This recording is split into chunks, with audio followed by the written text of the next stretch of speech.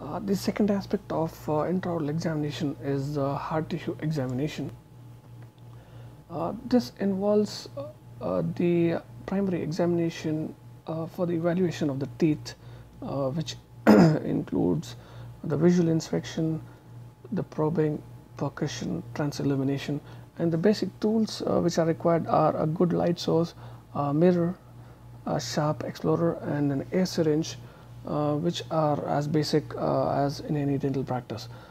The signs of caries has to be noted down. The presence of any faulty restorations have to be noted down.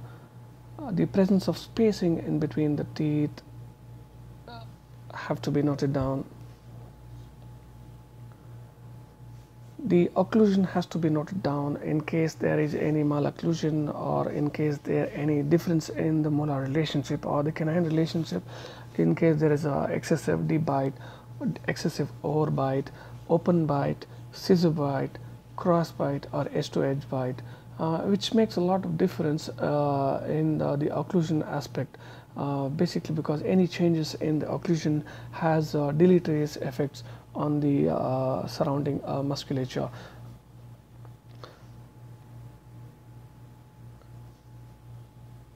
The mobility of the teeth also has to be evaluated for the need being to evaluate the integrity of the attachment apparatus surrounding the teeth, and this is carried out by moving the teeth laterally in the socket, or preferably in the handles between two instruments. And the mobility can be either pathologic, or it can be the adaptive mobility. And the pathologic mobility of the teeth basically results from inflammatory process, the parafunctional habits, and the adaptive mobility. This occurs due to the anatomic factors such as short roots or poor crown to root ratio.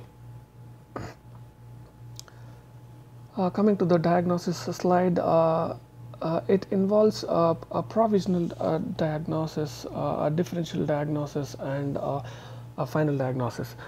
And then the provisional diagnosis is also called as a tentative diagnosis or a working diagnosis, and it is formed after evaluating the case history and performing the physical examination of the patient.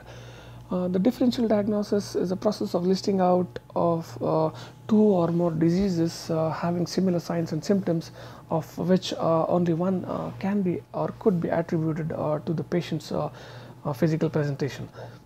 Finally, the final diagnosis is only possible after carrying out further investigations. When we talk about the investigations can be categorized into different types, such as chairside investigations, which is pulp vitality testing, the percussion test, the cytologies, and also the aspiration of certain swellings or cysts or abscesses. And the laboratory investigations involve the routine complete hemogram, the urine analysis, the liver function test, and the radiological investigations are again subcategorized into two groups, which is namely intraoral projections and extraoral projections. The intraoral projections constitute the intraoral periapical X-rays, the occlusal X-rays, the bite wing X-rays, and the extraoral projections include the OPT, the PA view of the skull and jaws, the AP view, the PNS view, the submental vertex view, and also the temporomandibular joint views. The other investigations are special investigations like xylography, the MRI, the CT scans, or even the PET scans. Moving ahead with the final diagnosis, can usually be reached following chronological organization and critical evaluation of the information obtained from the following. Primarily the patient history, the physical examination of the patient, and as a result of radiological and laboratory investigations. The diagnosis usually identifies the inference for the patient's primary complaint first, with subsidiary inference of the concurrent problems.